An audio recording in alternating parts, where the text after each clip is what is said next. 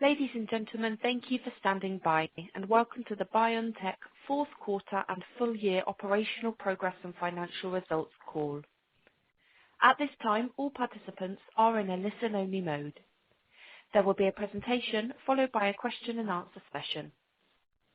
I must advise you this call is being recorded today, Tuesday, the 31st of March 2020.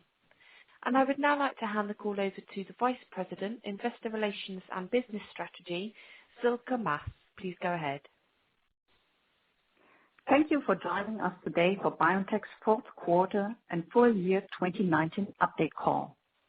Before we start, we encourage you to view the slides for this webcast as well as the financial results press release issued this morning, both of which are accessible on our website in the investor section.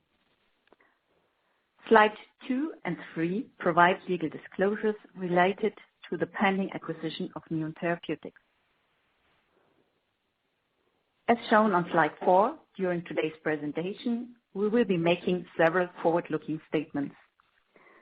These forward-looking statements include, but are not limited to, the timing for enrollment and completion and reporting of data from our clinical trials and preclinical programs, the potentially registrational nature of certain of our clinical trials, expectations regarding the timing for completion and potential benefits of the Neon acquisition, the impact of the COVID pandemic on our business and our financial outlook. Actual results could differ from those we currently anticipate. You are therefore cautioned not to place undue reliance on any forward-looking statements, which speak only as of the date of this conference call and webcast. Speaking and available for questions today will be Ugur Sahin, Chief Executive Officer, Özlem Türeci, our Chief Medical Officer, Sean Merritt, Chief Business and Commercial Officer, Ryan Richardson, Chief Strategy Officer, and Seth Putting, Chief Financial and Operating Officer. I'll now hand the call over to Ugur Sahin, BioNTech's CEO. Thank you, Silke. It's a pleasure to welcome you all to our fourth quarter and full year 2019 conference call. I will start with a few introductory remarks, followed by an update of our significant efforts to address the COVID-19 pandemic that is having a severe impact around the globe.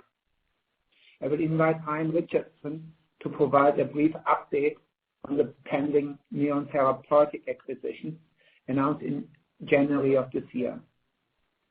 And Özlem Türeci will provide some pipeline updates. The Putting will then review our financial results. I will then make a few closing remarks on the outlook for 2020 before opening up the call for questions. To start on slide 5, over the past year we have taken a number of important steps toward our vision of building a global next-generation immunotherapy company.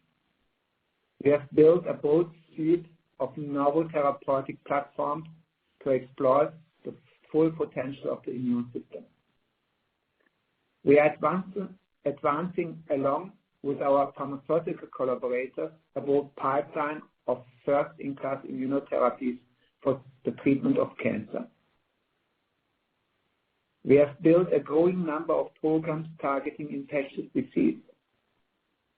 Most importantly, one of the programs is our recently announced mRNA vaccine program aimed at preventing of COVID-19, which we initiated earlier this year as part of our Project Lightspeed in response to the global coronavirus pandemic. Our COVID-19 vaccine program builds on our deep experience in the cancer vaccine field and growing footprint in infectious diseases. To address this epidemic, we are applying the full spectrum of our capabilities. Our broad mRNA vaccine platform, our integrated GMP manufacturing infrastructure, and our broad base of global world-class collaborators. I will come back to the COVID-19 in a few minutes and provide an update on the status of our program. Turning to slide 6, our accomplishments in 2019 and so far in 2020 demonstrate our ability to execute on our vision. 2019 was a transformational year for BioNTech. We have continued this strong momentum in this year against a challenging market backdrop. I want to quickly highlight a few of these key achievements. Consistent with our stated objectives, we have increased the number of product candidates in clinical testing from 7 to 10 since the completion of our IPO in October last year, and have announced our intention to initiate multiple late-stage studies over the next 12 months. We have also increased our pharma partnerships through the recent expansion of our Pfizer collaboration and the announcement of our first Asian partnership, a strategic alliance with Fosun Pharma. Early in January this year, we announced the signing of a merger agreement and our offer to acquire Neon Therapeutics, which, if Neon shareholders vote in favor of the merger and the other conditions to closing are met, they expect to bring us some exciting new pipeline candidates in cell therapy space. These are complementary technology, and the U.S. R&D hub will support the growing number of studies we are conducting in the U.S. And we completed 2 successful financings, our Series B round and of course the Nasdaq IPO, which together brought in gross proceeds $374 million to the company. Lastly, we made good progress in our multi-year investment program to expand our in-house messenger RNA and cell therapy manufacturing capacity. Manufacturing remains a key strategic priority for us as we advance our pipeline of product candidates towards the market. I will now turn to slide 7 and discuss COVID-19, the growing global health threat that has dominated the world's attention over the past weeks. Earlier this month, we announced that we are developing a vaccine which aims to induce immunity and prevent COVID-19. We initiated the project Lightspeed because we feel we have the duty to fully utilize our technology and immunotherapy expertise to help to address this pandemic emergency created by the global spread of the dangerous pathogen.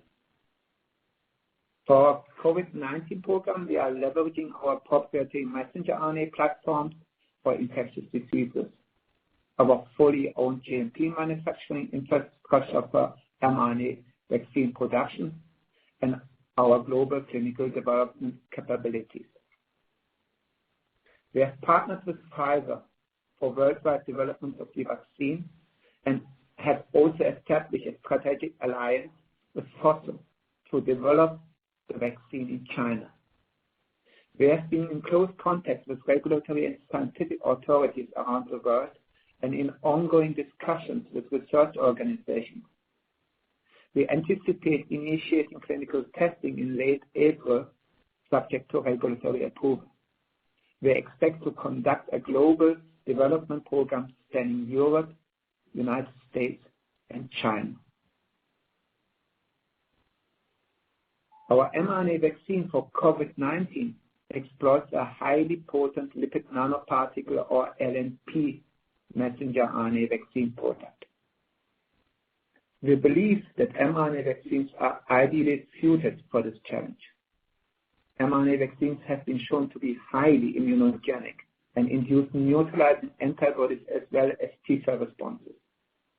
mRNA is a naturally occurring molecule with well-characterized safety properties. Furthermore, mRNA vaccines are well-defined biopharmaceuticals with high purity and are animal material free.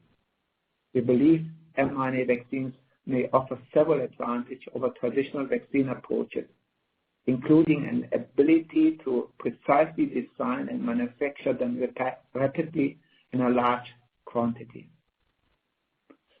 Sean, do you want to say a few words about our recently announced collaborations for our COVID-19 vaccine? Thanks, Ugur.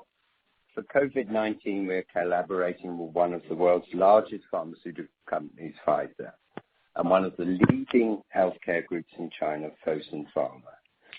Just a few weeks ago, we signed a letter of intent with Pfizer regarding development of BNT162 outside China, and expect to provide more details of the financial terms behind our collaboration soon.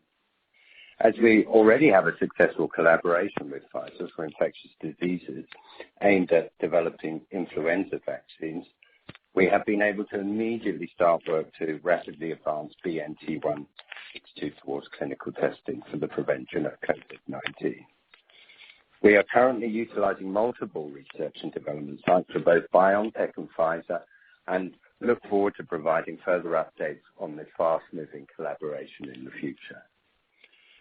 We also recently announced our strategic alliance with Fosun Pharma, our first strategic collaboration in Asia to jointly develop BNT162 in China. Together with Fosun Pharma, we intend to conduct clinical trials in China, leveraging our mRNA vaccine technology and manufacturing, and Fosun's extensive clinical development, regulatory, and commercial capabilities in the country. Under the agreement, both companies will collaborate to conduct clinical trials in China.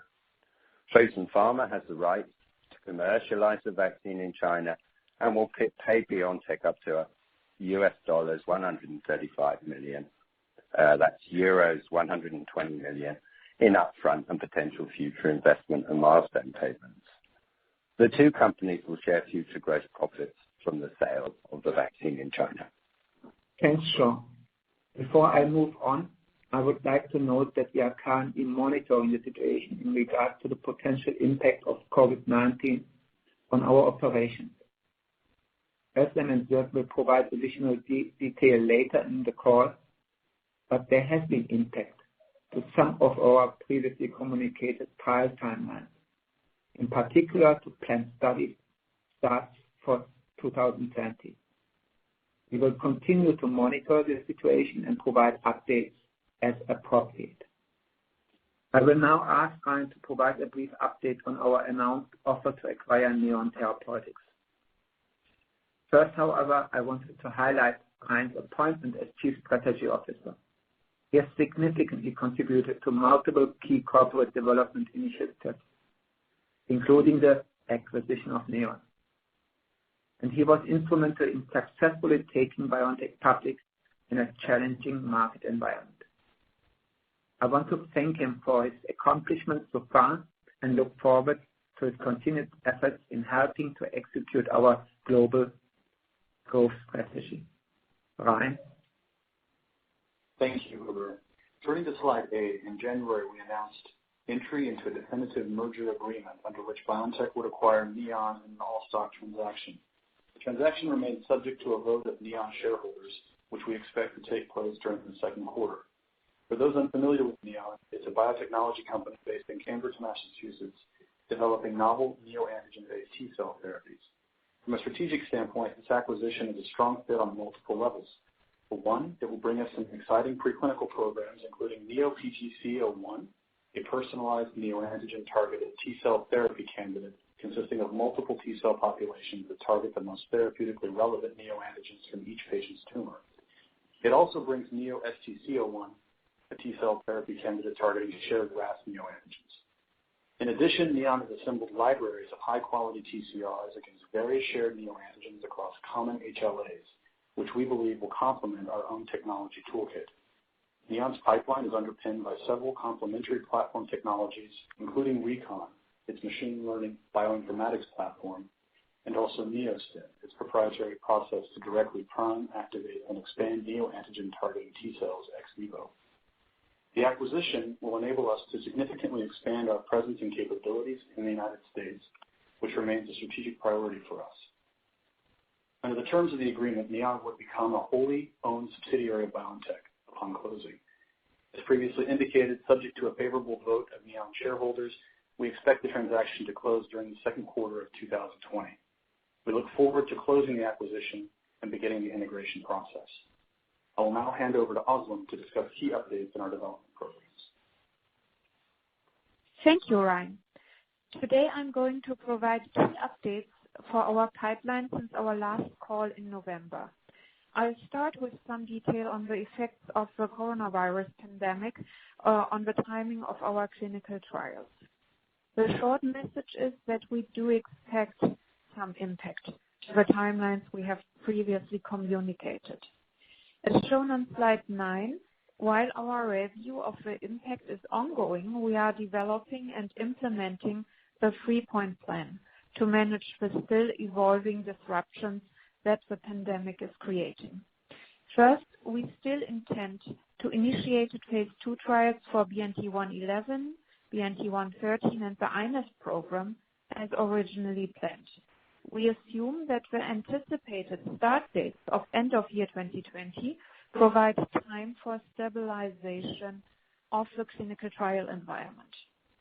We believe that the trials of BNT111 and BNT113, these are our FixVac products for melanoma and for HPV-positive cancers, have the potential to be registrational studies. Therefore, continuing the activities to progress towards initiation of these trials is a key priority for the company. Second, we will manage the ongoing phase 1 exploratory and dose escalation trials to support timely completion. We have seen evidence of slowed enrollment in our trials, given restrictions at clinical sites and travel restrictions for patients. We expect BNT111 and 114, the TNBC and melanoma FixVac trials, to be less affected, given that these trials are near completion of enrollment. The recently initiated programs, such as BNT112, which is prostate cancer FixVac, are more likely to be affected by these delays. Third, we expect that there will be delays to some of our first in-human studies planned to commence this year. For now, we maintain timing guidance for our CARVac program, BNT211. Delayed start of first in-human phase 1 studies may occur for our RiboMab program, BNT141 and 42, our ribocytokine program, BNT151, 52, and 53, and our TLR7 agonist program, BNT411. And also for our influenza program and our rare disease program. At this time, we estimate the delay for these trials at approximately 3 to 6 months. Overall, as the coronavirus situation remains dynamic, we will continue to monitor the situation as it evolves. We will update investors as appropriate. Now I'll discuss key updates to our clinical pipeline as shown on the next slide, where we have 10 products in 11 ongoing trials. First, an update on BNT111, our FixVac candidate for the treatment of advanced melanoma. Data from our phase 1 trial in advanced melanoma is on track to be published soon. Further regulatory discussions have occurred regarding next steps, and I will provide more details later. BNT112 is our FixVac candidate for the treatment of prostate cancer. Dosing of patients in a phase 1/2a study has been initiated. Eligible patients for dose titration have metastatic castration-resistant prostate cancer. In the expansion part, also patients with newly diagnosed high-risk localized prostate cancers are eligible and will be treated with BNT112.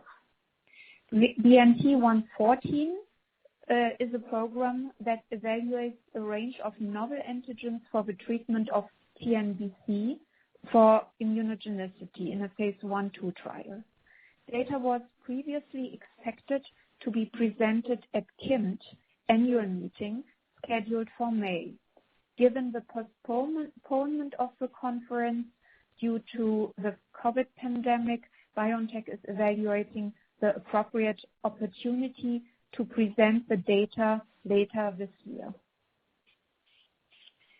Moving on to our individualized neoantigen-specific immune therapy or iNeST program. Earlier this year at our JP Morgan presentation, we provided some additional clinical data from the phase 1 trial for BNT121, the precursor to RO7198457 or BNT122. This data update demonstrated stable disease in melanoma patients for up to 60 months post-vaccination. For BNT122, we disclosed with BioNTech that 2 additional phase 2 clinical trials in the adjuvant setting are planned for initiation in 2020. The first adjuvant phase 2 study will evaluate the efficacy, safety, pharmacokinetics, immunogenicity, and biomarkers of BNT122 plus atezolizumab compared with atezolizumab alone in patients with stage 2/3 non-small cell lung cancer who are positive for circulating tumor DNA following surgical resection and have received standard of care adjuvant platinum doublet chemotherapy. The second indication has not been yet disclosed. Regarding the iNeST phase 2 trial in first-line melanoma, we still plan to provide detailed interim data in 2021 and an enrollment update in H2 2020. We expect the interim data in 2021 to include top-line efficacy and safety data as of the interim date. Now turning to our intratumoral immune therapy program partnered with Sanofi. The data update from the ongoing phase 1/2 trial of BNT131 in solid tumors remains on track for later this year. I'm also pleased to report that our next generation checkpoint immune modulatory program partnered with Genmab is moving rapidly. Top-line data from the phase 1/2 trial BNT311 in multiple solid tumors is now expected in the second half of this year, ahead of our previous expectations for a data readout in the first half of 2021. And finally, progress has been made in our clinical program for BNT321.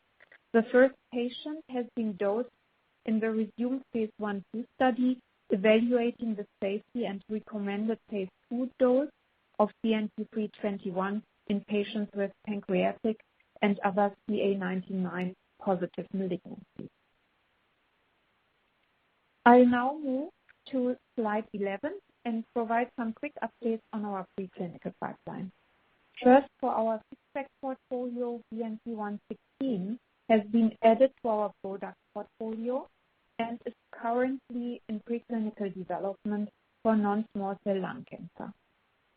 As I mentioned earlier, BNT211, our CAR-T program targeting solid tumors, is on track to go in the clinic in summer this year. This program combines our CAR-T therapeutic approach with our mRNA vaccination and uses our proprietary tumor-selective target Claudin-6. For our TLR7 agonist, BNT411, the IND was allowed in Q4 2019. We expect phase 1 initiation later this year. Lastly, Project Lightspeed. As Ugur mentioned earlier, we expect to dose the first patient in our clinical program testing BNT162, our COVID-19 vaccine candidate, in April this year. Now on slide 12, I want to give some additional detail on 2 of our most advanced immune oncology programs, BNT111 and BNT122. For BNT111, our melanoma six-pack, we expect data from our phase 1 trial in advanced melanoma to be published in a medical journal in late H1 2020. As I mentioned earlier, we have had further discussions with regulatory authorities regarding next steps and the design of a registrational trial. Based on those discussions, we believe there may be potential to conduct a registrational phase 2 trial instead of a phase 3 trial. We are not providing full trial design details at this time, but we can say that we expect the arms to include BNT111 in combination with a checkpoint inhibitor and controls. The study population will be patients who are checkpoint inhibitor experienced. We expect to provide a further update on the expected trial design in Q3 2020. For BNT122, a data update for the phase 1/2 trial in multiple solid tumors was planned at the AACR annual meeting, which due to the COVID-19 pandemic has been rescheduled for August 2020. Our data is embargoed until to that presentation date. We are very pleased that iNeST was included during the recent BioNTech Research and Early Development, or GRED event, for those that may have missed the presentation. BioNTech highlighted iNeST's potential to provide a personalized cancer vaccine for a broad range of cancer patients. I will now hand the call over to Sierk to discuss our current financial results for the fourth quarter and full year 2019. Thank you, Özlem. So before presenting the financial results, I would like to provide you information on our measures that we put in place in order to mitigate the potential impact of the coronavirus pandemic on our operations. In response to the coronavirus outbreak, we continue to monitor the potential impact to our supply chain and manufacturing operations, which includes mRNA manufacturing for FixVac and iNeST platform products, as well as our CAR-T manufacturing site. So far, our manufacturing operations are unaffected and still running at full capacity. In terms of our personnel, we have instituted measures to ensure their safety for precautionary reasons. We are closely monitoring any employee that has potentially been in contact with affected individuals or in affected areas, and we are limiting access to BioNTech facilities as appropriate. Now I would like to summarize our financial results that are shown on slide 13. Cash and cash equivalents as of December 31st, 2019 were 519.1 million euros. As we indicated earlier in the year, we expect net cash used in operating activities and other investments to total approximately 300 million euros for the full year of 2020. At this time, we are maintaining that guidance. Total revenue consisting primarily of revenue from collaborative agreements was 28 million for the fourth quarter of 2019 compared to 63.8 million euros for the prior year period. The decrease was primarily due to decreased revenues from our collaboration with Sanofi.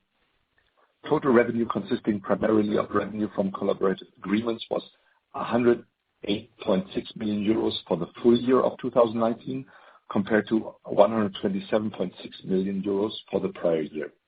The decrease was primarily due to decreased revenues from our collaboration with Sanofi. The decrease in revenue from Sanofi is primarily driven by a revenue of 33.2 million euro for a one-time reimbursement of certain sub-licensing costs that was fully recognized in the year 2018. Research and development expenses were 65.4 million euros for the fourth quarter of 2019 compared to 51.8 million euros for the prior year period. The increase was primarily due to an increase in headcount and higher expenses regarding our collaboration projects. Research and development expenses were 226.5 million euros for the full year of 2019 compared to 143 million euros for the prior year. The increase was primarily due to an increase in headcount, the full year impact of our ESOP program, and higher spending for purchased services and laboratory supplies for the projects. General and administrative expenses were 11.1 million euros for the fourth quarter of 2019 compared to 10.1 million euros for the prior year period. General and administrative expenses were 45.5 million euros for the full year of 2019, compared to 26.3 million euros for the prior year. The increase was primarily due to an increase in headcount, the full year impact of our ESOP program, and a charge in connection with certain withholding tax payments for intellectual property licenses that was recorded in the year 2019. Net loss was 58.2 million euros for the fourth quarter of 2019, compared to net loss of 1.5 million euros for the prior year period. Net loss was 179.2 million euros for the full year of 2019, compared to net loss of 48.3 million for the prior year. Shares outstanding as of December 31st, 2019 were approximately 226.8 million. With that, I will return the call back to Ugur for concluding remarks. Thank you, Sierk. Following a strong and productive 2019, there are several important milestones ahead of us in 2020, as shown on slide 14. These include 6 trial updates, including publishing BNT111 FixVac melanoma phase 1 data in a peer-reviewed journal. We look forward to the initiation of a trial for our BNT111 FixVac melanoma candidate, which we believe has registrational potential.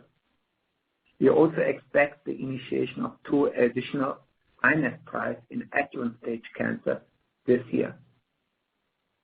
By the end of next month, we expect the initiation of the clinical testing of our COVID-19 vaccine candidate, BNT162.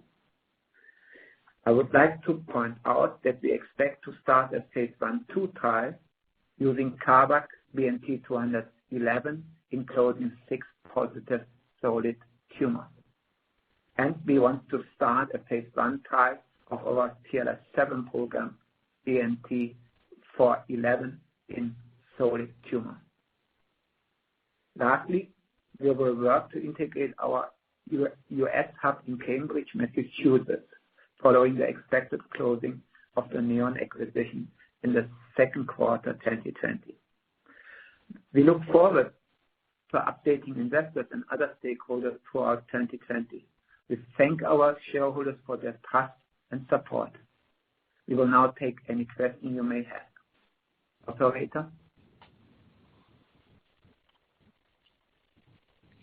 Thank you very much. As a reminder, if you'd like to ask a question over the phone today, please press star, then 1 on your telephone keypad and wait for your name to be taken.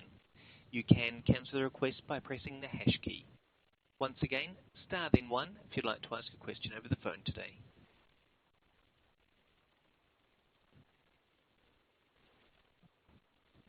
The first question we have today comes from the line of Corey Kasimov from JP Morgan. Please go ahead. Hey, good morning, guys, and thank you for taking my questions. A couple of them for you. I guess to start, your COVID-19 program, BNT162, what are the gating factors to getting this product into the clinic? And can you maybe discuss at a high level how your vaccine approach might be differentiated?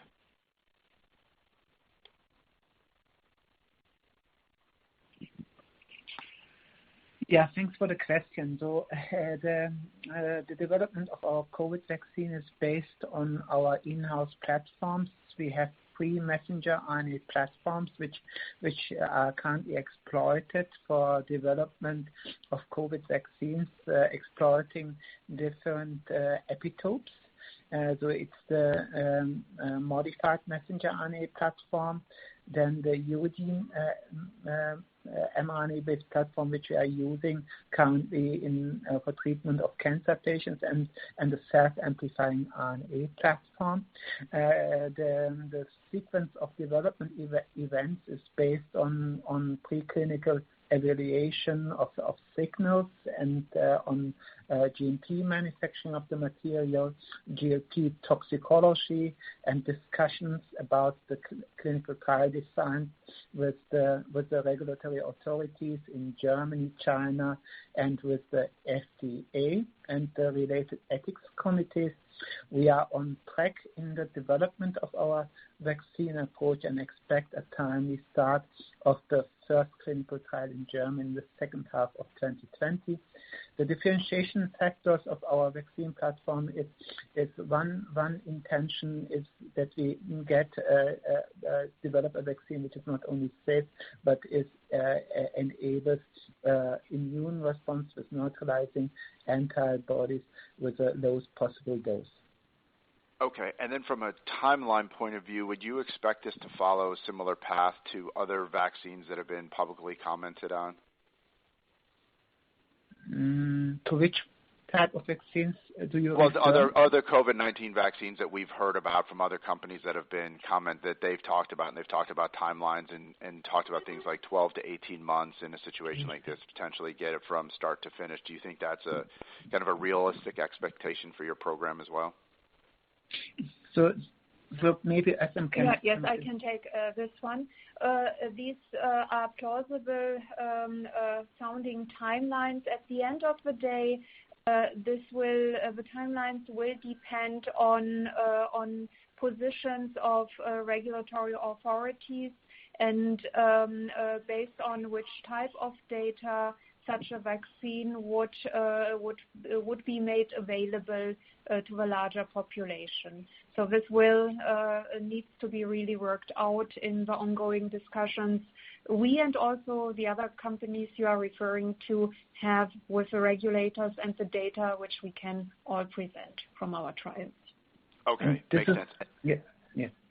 And then one non-COVID-19 question, if I may. Can you just give us a sense of where you are in terms of dose escalation for BNT311 and how much data we should maybe expect in the second half of this year?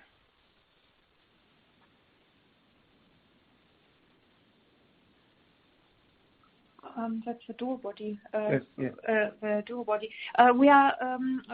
You refer to the PDL1 4-1BB dual body, which we are developing in cooperation with our partner Genmab. We are pretty advanced in our dose escalation, so have cleared a number of dose levels which were planned, and the data disclosure or presentation would definitely include data referring to safety of the different doses, probably also the phase 2 dose.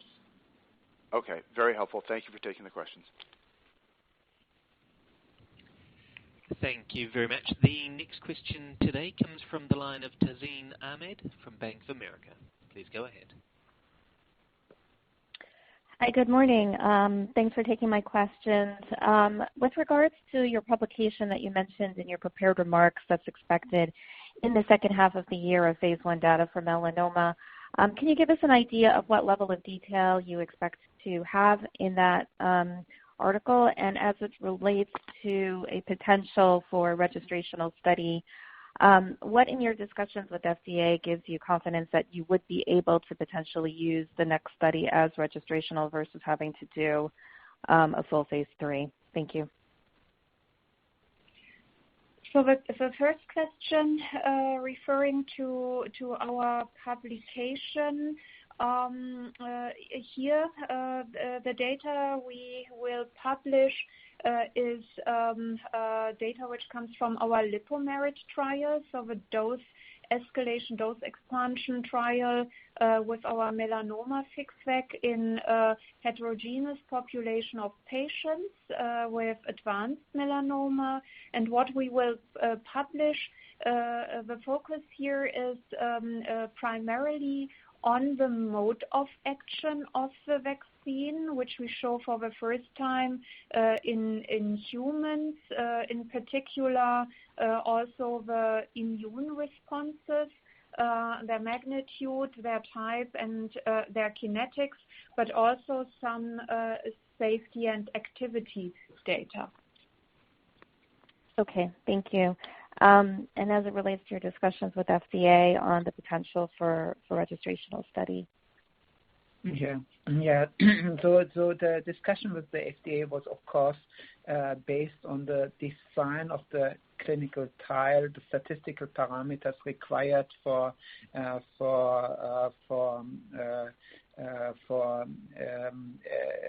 showing the endpoints of the clinical trial and the treatment and control arms. And based on this discussion, and we will further provide updates, specific updates about the different arms and the size of the arms later on.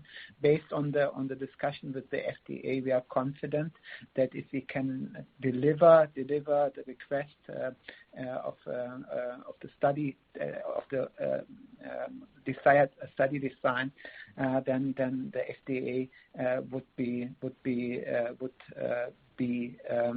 in agreement with the registrational nature of the trial. And would that require an in-person meeting once you deliver the study design? Sorry, can you repeat? Sure.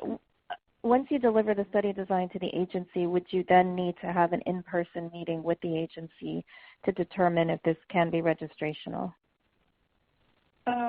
In general, the agency also enables non-in-person meetings, also phone conferences. So that would be also in this case be sufficient. Okay, thank you.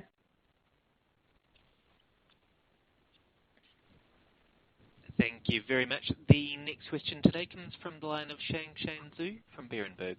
Please go ahead. Hey, good morning. Regarding BNT162, that's the COVID-19 vaccine, among S, M, E, N proteins, what could be your targets? And are you thinking about receptor binding domains? And you also mentioned that you saw neutralizing antibodies generated in the BNT162 preclinical study. Can you share with us which epitopes you observed for these neutralizing antibodies? And do you think titer of neutralizing antibodies can serve as surrogate clinical efficacy endpoint in COVID-19 vaccine development? And I have one follow-up. Yes. Thank you, Shanshan, for the interesting question. So yes, we are evaluating different epitopes, including the full-length spike protein, but also subdomains. We will provide details of our subdomain vaccines in the coming weeks, and immune responses that we observe against the full-length protein and the subdomain parts.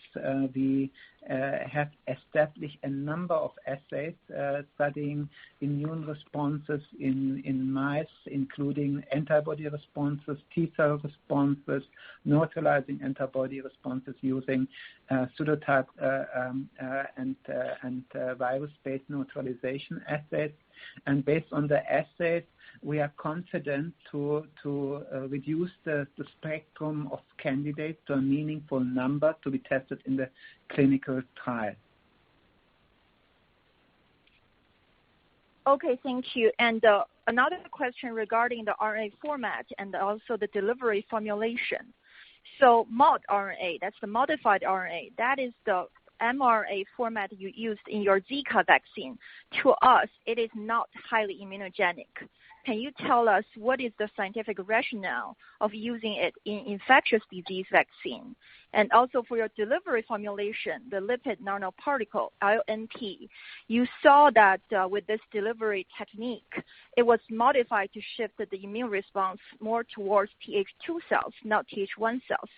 Can you share with us what modifications have been done on this LNP formulation to increase Th2 activation? Thank you very much. Yeah, you're welcome. So actually, we have a set of mechanistic data that the different platforms which we are using all produce different levels of Th1 responses. So it is also the modified RNA platform together with a novel formulation has a strong T follicular helper immune responses, and most importantly, induces highly neutralizing antibody responses, which are in our working hypothesis are the most important immune response parameters required to control COVID-19.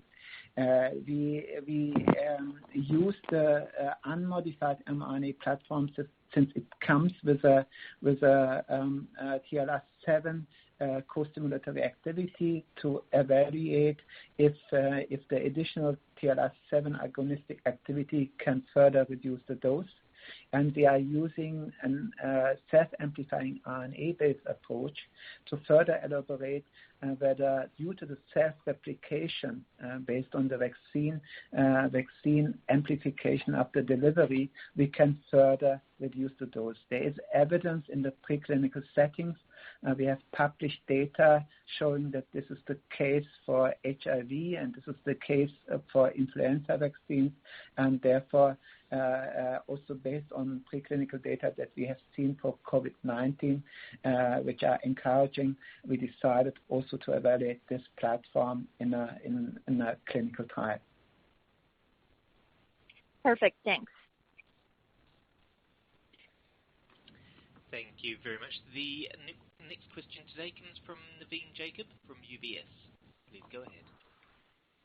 Hi, yes, thanks for taking my question, Naveen from UBS. So a couple of questions, just as it relates to targeting this spike protein, can you give us any kind of color on how you're thinking about whether mutations around the spike protein could create selective pressure, and then with regards to that, how you're thinking about timelines, what data you need to see to ensure that is not going to be that won't be an issue, and then separately or along the same sort of lines, how are you thinking about antibody dependent enhancement? Thank you so much. Yes, thanks for the interesting question. So first of all, there are now emerging publications showing the genetic profile of different of COVID sequencing data and the positive conclusion from the studies is that COVID-19 genome is relatively stable. We have also done a deeper look, particularly to the epitopes that we are targeting, and we see minimal differences in COVID variants isolated in different regions of the planet, so that we are confident that escape of the spike protein is not an issue. Perfect. Thank you so much. Thank you very much. The next question today comes from the line of Dana Grace-Boss from SVB Leerink. Please go ahead. Hi, thank you for the question. First, a couple on COVID-19, and I want to ask one about your oncology work. We've heard some people speculate that coronaviruses may need a T cell immunogenicity response in addition to an antibody. And you've talked mostly about an antibody response, and I wonder if you can talk about a cellular response and how important that is in your preclinical work. And the second question is, there's a lot of speculation on how durable immune responses are to coronaviruses broadly and COVID-19 specifically. And can you help us understand how you're thinking about durability of protection with your vaccine and your hypothesis on necessary boost schedules? Yes. So first of all, all of our formats induce in the combination with the formulation which we are using powerful CD4 as well as CD8 T cell response. So that's not an issue. The second is durability of the immune response induced by the virus infection itself is something different than the durability of the immune response induced by a vaccine. So we are using here a vaccine with an inherent adjuvant effect. And we see with this type of vaccine, regardless of the epitopes that we are using, long-lasting immune responses. We have shown that for all of our platforms that we observe long-lasting neutralizing antibody responses for more than 1 year with the different platforms, and T-cell responses, long-lasting T-cell responses. So we are not concerned with regard to the durability of the immune responses that we are generating by the vaccine. With regard to the durability of immune responses that are generated by the COVID-19 infection, we have just to see, because the data are emerging and long-term observational data are needed. Great. And then on oncology, you've talked a lot about delays, but we've heard reports of other challenges in conducting trials that are already enrolled, say protocol violations like missed scans.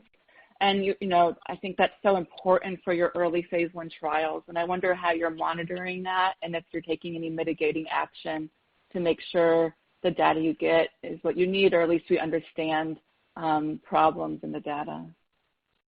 Sure.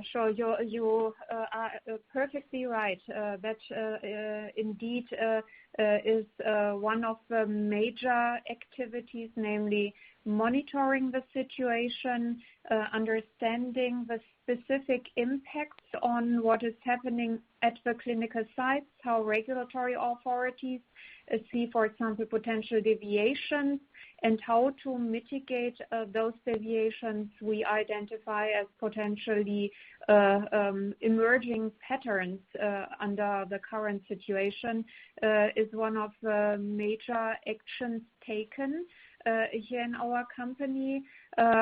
You may have heard that some regulatory authorities give guidance, in particular for deviations, how to document them, for example, in order to ensure that they can then be addressed by regulators appropriately given the situation the entire clinical trial landscape is in. But fully agreed, this is one of the major aspects which are implemented into the way we are dealing now in this further emerging situation with the way we conduct our clinical trials and decide upon how the individual trials should be adapted or further conducted. Very helpful. Thank you very much. Thank you very much. The next question today comes from the line of Akash Tayari from Wolf Research. Please go ahead. Hey guys, I have a few questions. So Roche made some comments that there's tweaks and optimizations that can be made to the INES program. Any color on what those tweaks are? And I think more broadly, where's the ideal setting for a personalized cancer vaccine? And would that be in the late stage, more bulky solid tumors, or perhaps in earlier settings? Next, on your COVID vaccine, can you talk about your self-amplifying mRNA platform in the context of your vaccine? And given your current manufacturing capacity, what's the largest dose you think is commercially feasible to serve a broader population? And then finally, there's been a lot of work recently that's shown the growing role of B cells and tertiary lymphoid structures in the role of IO responses. What's your opinion on some of this emerging research in the context of your cancer vaccine platform and also your PD-L1 4-1BB bispecific? Thanks so much. Okay. Many questions. Nice try. So starting with our personalized vaccine approach. So we have of course ongoing trials with our actually third generation messenger RNA platforms running in collaboration with BioNTech, and of course we are further developing the platform and continuously evaluating improvements, like, for example, improvements in antigen design, improvements in formulation optimization, improvements in the number of epitopes that we are delivering, and improvements in the in the extent of TLR stimulation, which is included with our vaccine, and we are in the next 12 months. We are going to publish a number of collaborative studies with BioNTech showing how next generation vaccines could look like. With regard to the positioning of personalized cancer vaccines, we and BioNTech believe that particularly tumors with a lower tumor load, and particularly tumors with an adjuvant stage could be ideally suited for the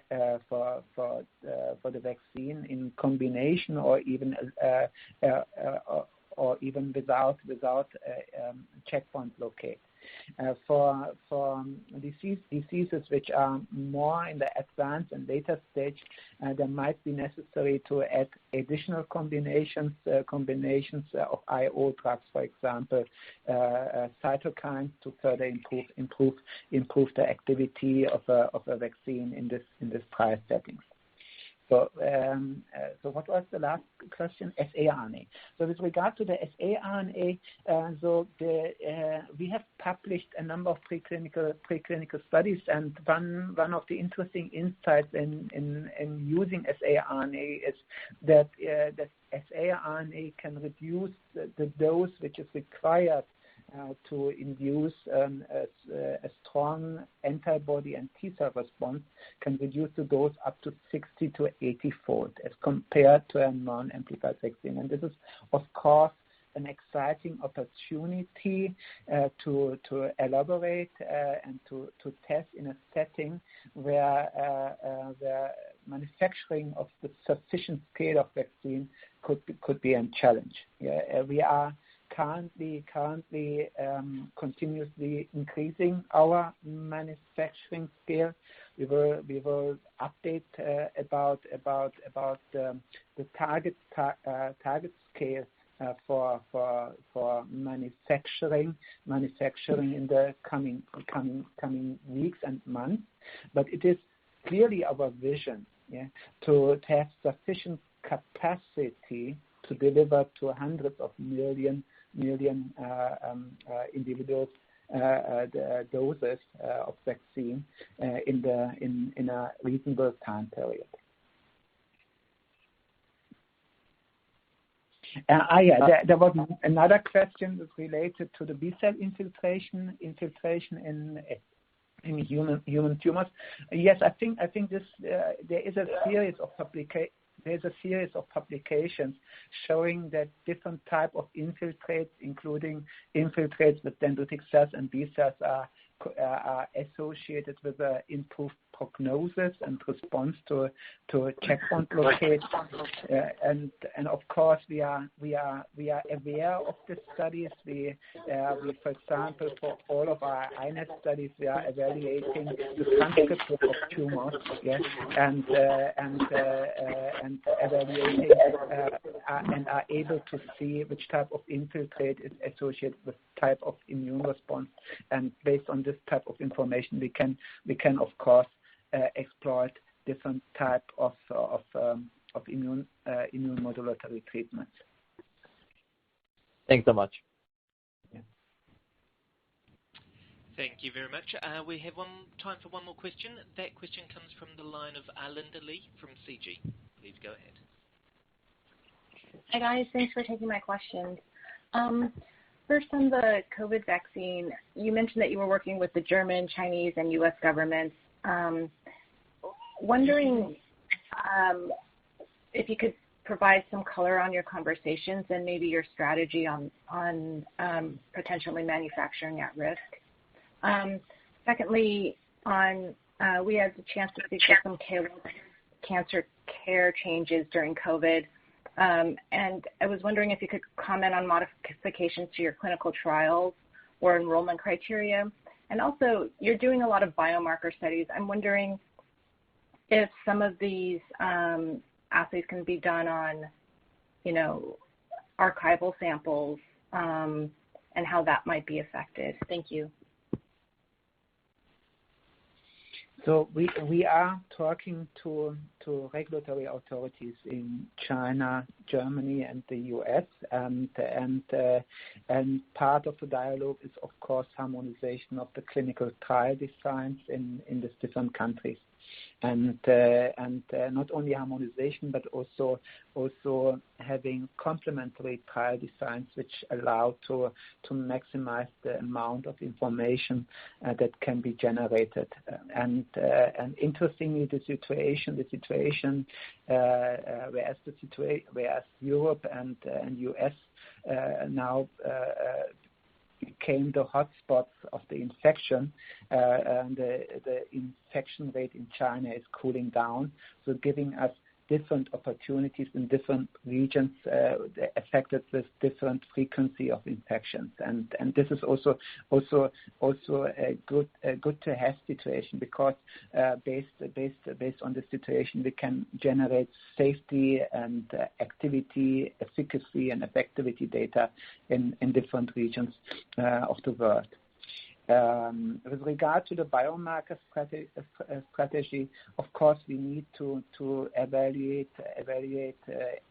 antibody responses before vaccination and after vaccination, and this is a straightforward approach.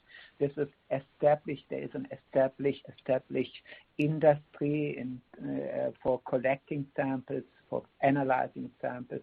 We have already identified CROs supporting us here, so this will not be a challenge. Yeah, and maybe just to add to that, Arlinda, in terms of the manufacturing at risk part of your question, I think it was our strategy from the beginning to try to get a global consortium in place, and we leveraged our partnerships, both existing and also new, to do that. And so we are continuing to evaluate how best to scale up the manufacturing effort and fund it through those relationships with existing partners and also potential new sources of capital.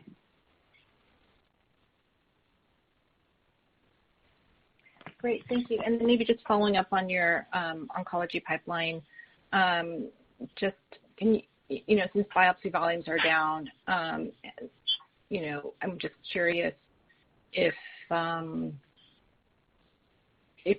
enrollment criteria that you have in place enables use of archival tissue, and how you're collecting biomarker data for your oncology trials, collecting and processing. And then maybe lastly, can you talk about your strategy for your cytokine pipeline? Thank you. Okay. So the archival tissues for development of oncology trials. Yes, Özlem, would you like to answer? I can take that one. Yeah. It depends on really the drug we are investigating in those trials. In trials in which we want to see and collect biospecimen in order to see the effect of the drug and need a baseline and under treatment sort of biopsy or blood sample, there is no flexibility to work with archival tissues or samples, because this is really about seeing the impact of the drug.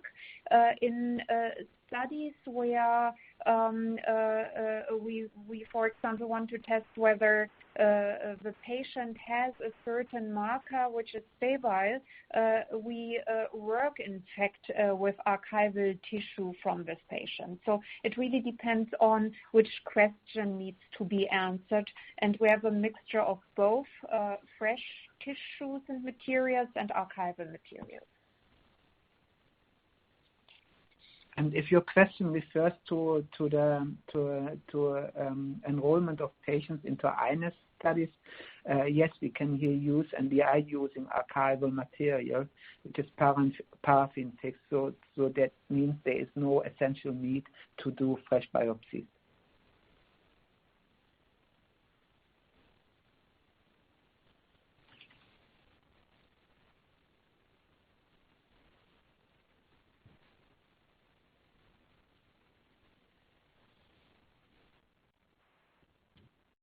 Thank you very much.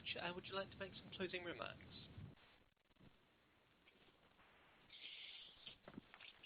So thank you for today's call, and we look forward for meeting you in the future. Thank you. Thank you very much. That does conclude the conference for today. Thank you for participating. You may all disconnect.